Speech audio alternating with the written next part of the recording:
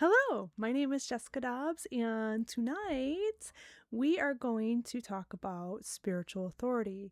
And to be more to the point, I suppose, what we're going to do is we're going to talk about how all things are created and upheld through God's authority. So, by talking about this, we are going to understand how knowing about spiritual authority, whether it be God's authority or delegated authority here on earth, will help you better understand God's purpose for your life. Because if you know God's authority and you can see it in your life throughout his delegated authorities, you will have a better time, I guess is the word, but you'll have a better time with dealing with life and the things that you have to do in life, whether it be dealing with work people, dealing with church people, dealing with family life, spiritual life, whatever the case may be.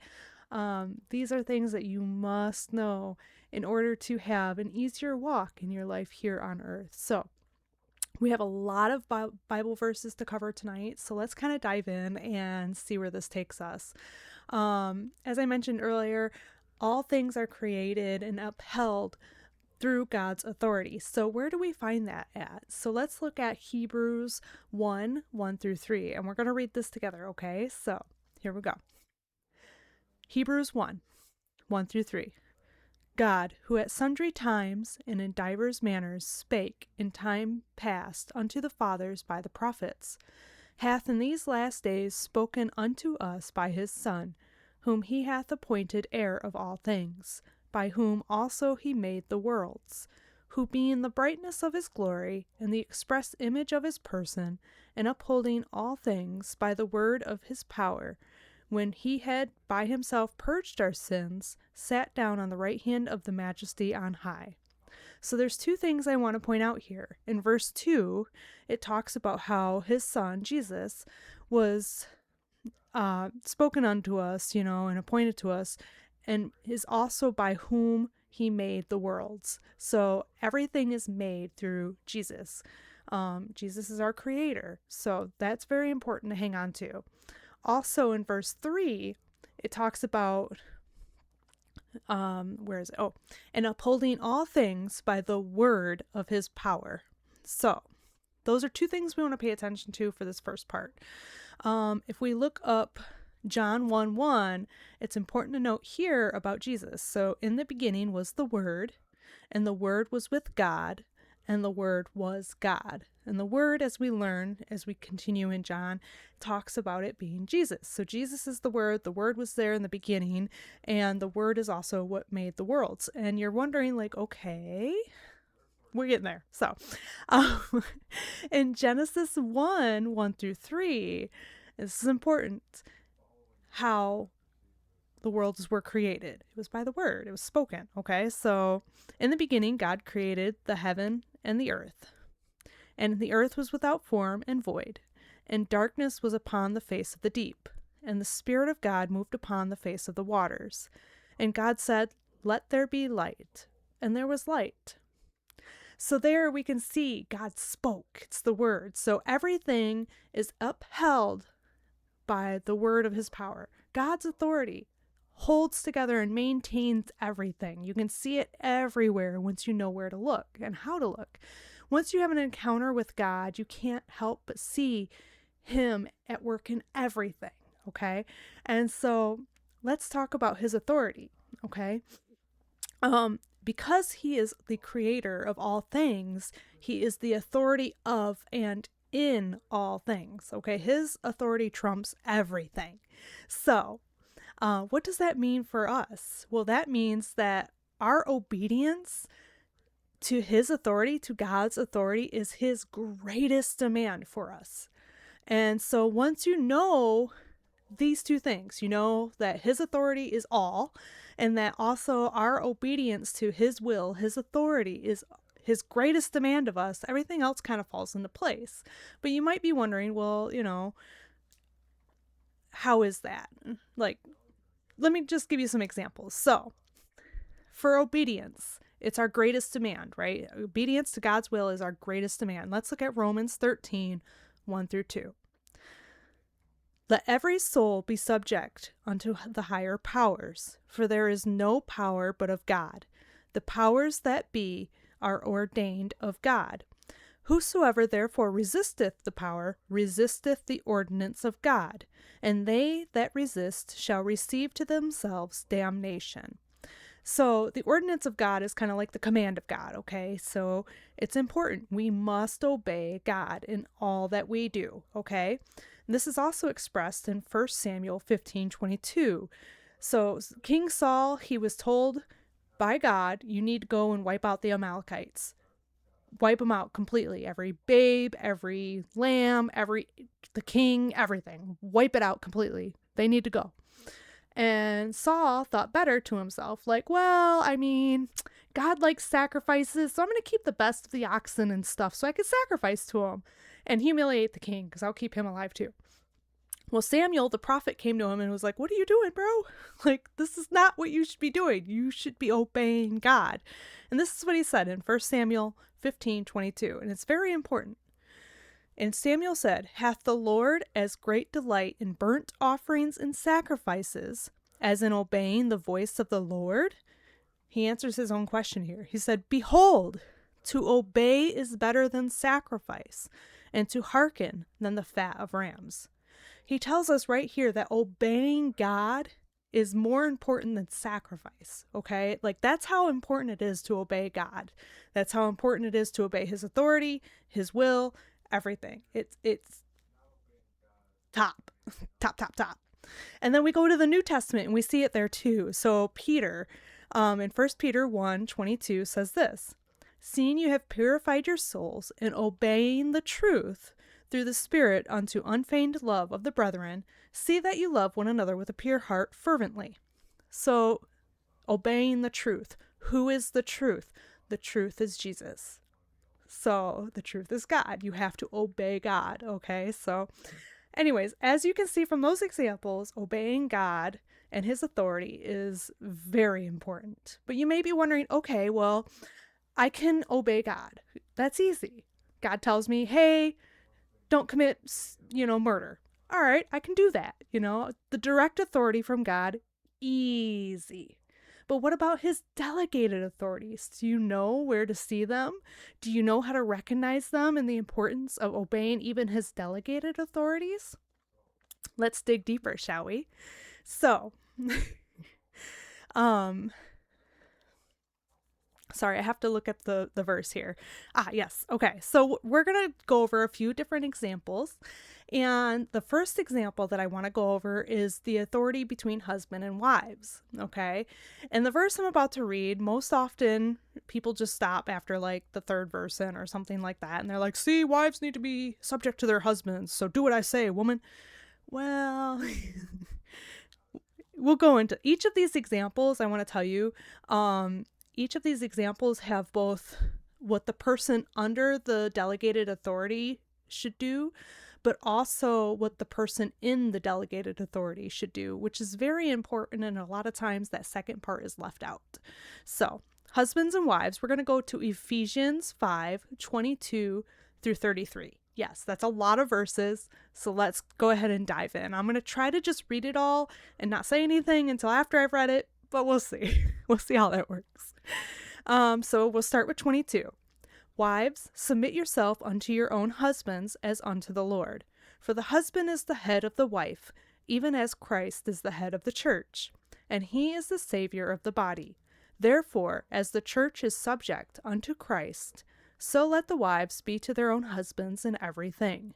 Husbands, love your wives, even as Christ also loved the church and gave himself for it, that he might sanctify and cleanse it with the washing of the water by the word, that he might present to himself a glorious church, not having spot or wrinkle or any such thing, but that it should be holy and without blemish. So ought men to love their wives as their own bodies. He that loveth his wife loveth himself, for no man ever yet hated his own flesh, but nourisheth and cherisheth it, even as the Lord the church. For we are members of his body, of his flesh, and of his bones. For this cause shall a man leave his father and mother, and shall be joined unto his wife, and they two shall be one flesh. This is a great mystery, but I speak concerning Christ and the church. Nevertheless, let every one of you in particular so love his wife even as himself, and the wife see that she reverence her husband. Whew! So, in this, you can see there's two things, all right? It's telling you that the one that's the delegated authority here is the husband, and he is to love and cherish his wife. And the wife is the one who has to obey the authority. So, as a wife, I have to obey my husband. However, the husband also has the duty to love and cherish the wife. And I can tell you from my own personal testimony that my husband, being the amazing, wonderful man he is, has always made my life easy to obey him, if you will. And by obey, I don't mean like he's going to tell me to scrub the floors and I'm going to be like, yes, sir. You know, it's nothing like that. But he's always made it really easy because he has always loved me and he's always cherished me. But when I started to recognize how authority worked and started allowing him to take leadership within our relationship as husband, which is what he is naturally supposed to do and be, everything got less contentious. I got less frustrated. There was a lot less like turmoil. All right. So it was wonderful me reading this book by Watchman Nee called Spiritual Authority. And this is kind of what this is based on, this whole sermon tonight. And but it really opened my eyes just how much me trying to wear the pants, if you will, really caused a lot of friction in our relationship. So once you kind of let him take charge and you step back and you trust in him the way you trust in Jesus, you trust in God, like everything just changes. Like he's like a new man, being able to step into that leadership that he is meant to be in, and just, I don't know, I can't explain it. It's a wonderful thing. But we have still a lot to cover, so let's go on. So the next group is parents and children, okay? So this is another one where parents are the delegated authority and children are the ones who are subject to that authority. So we're going to look at Ephesians 6, 1 through 4. Children, obey your parents in the Lord, for this is right. Honor thy father and thy mother, which is the first commandment with promise, that it may be well with thee, and thou mayest live long on the earth. And ye fathers, provoke not your children to wrath, but bring them up in the nurture and admonition of the Lord. So in this one, it's telling you, children, you must obey your parents, okay? You have to obey them. You have to trust them. They're there to take care of you. They are your authority delegated by God over you. But it also tells you, parents, don't provoke your kids. Why are you going to provoke your kids and make them mad at you and try to... There's a balance, and each person has their part, okay? So a lot of families, when they're not following this, you can tell, like there's a lot of tension. We're going to keep going. So we have rulers and subjects. With rulers and subjects, this is like the government and the people under the government. So we're going to look at 1 Peter 2, 13 through 15. Submit yourselves to every ordinance of man for the Lord's sake, whether it be to the king as supreme, or unto governors as unto them that are sent by him for the punishment of evildoers, and for the praise of them that do well. For so is the will of God, that with well-doing ye may put to silence the ignorance of foolish men. So here it's telling you, submit to the government for the Lord's sake. Not your sake, the Lord's sake. Sometimes we're giving leaders in government that we deserve, not necessarily that we want. I mean, look at Saul. He was a wonderful king until he fell because he disobeyed God. And so, they had to deal with him for a while until David took over. So it's our duty as Christians to submit ourselves to the government. Church elders in the assembly is the next one. So church elders are over, assembly is under. So if you're church goer, you're under the authority of the elders. we're going to look at 1 Thessalonians 5:12-13. So, and we beseech you, brethren, to know them which labor among you, and are over you in the Lord, and admonish you, and to esteem them very highly in love for their work's sake, and be at peace among yourselves. Excuse me. So in this, I wanted to say admonish you. Admonish you is kind of like a light rebuke. So if you're sinning, say like you're a guy and you're checking out the married woman over there, and you have a church elder come over to you and he's like, hey, yeah, you shouldn't do that. That's a sin. That's adultery. Listen to your elder. Okay, he's lightly admonishing you there, and he's trying to help you out. He's trying to keep you right with God. So that's what admonishing is. The churchgoers, they're supposed to, love them for their work's sake. So there is a list of qualifications for elders in Titus 1:5-16, if you want to look that over. I'm not going to read that today, but you should look that over and then, go from there if you want to be an elder or anything like that in a church. But we have 2 more things. So bosses and workers. For this, it talks about like servants, but a lot of times back in the old days, you could either be a bond servant where you were a slave basically, or you could just go and get hired in like, hey, I need some extra money. I'll be your servant for a little bit if you pay me, kind of thing. So we're going to look at Ephesians 6:5-9. So I count this to bosses and workers. So here we go. Servants, be obedient to them that are your masters, according to the flesh, with fear and trembling, in singleness of your heart, as unto Christ, not with eye service as men pleasers, but as the servants of Christ, doing the will of God from the heart, with good will doing service as to the Lord and not to men, knowing that whatsoever good thing any man doeth, the same shall he receive of the Lord, whether he be bond or free. And ye masters, do the same things unto them, forbearing, threatening, knowing that your master also in heaven, neither is there respect of persons with him. So bosses, treat your employees well. Employees, work as if you're working for Christ. This is the delegated authority. Your bosses are over you and you are under them, and you have to work for them as if you're working for Christ. If you have a bad boss and you can quit the job, then maybe you need to quit the job. Either way, pray about it. Masters, bosses, don't be mean. Act as if you're acting to Christ. And you may be wondering, when is it safe to resist these delegated authorities? Because sometimes you will be given orders that go against God, okay? And that's when you resist. However, you must know that submission is an absolute must, even if obedience is not, okay?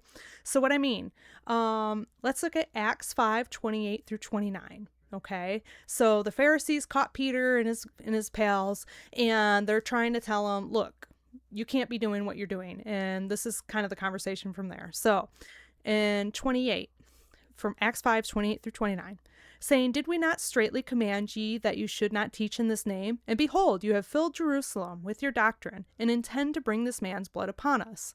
Then Peter and the other apostles answered and said, we ought to obey God rather than men. So Peter didn't throw a big hissy fit like, how dare you arrest me? Don't you know what I'm doing? No, it was none of that. He literally was like, hey, I'm under your authority.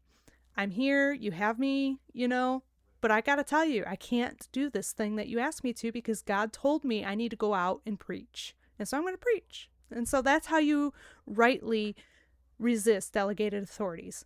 Not by causing a scene, but by submitting to the authorities while still obeying God's authority, okay? It's all about a heart attitude. Think about Jesus. He was Lord of Lords, and yet what did he do? He served others. He washed his apostles' feet. I mean, so it's all a heart attitude. Once you see his authority everywhere, your heart changes. So I hope that helps. I hope that kind of gives you an example of spiritual authority, of not only God's direct authority, but also delegated authorities, and how to kind of interact with everything, and may it bring you peace. Thanks so much. Bye.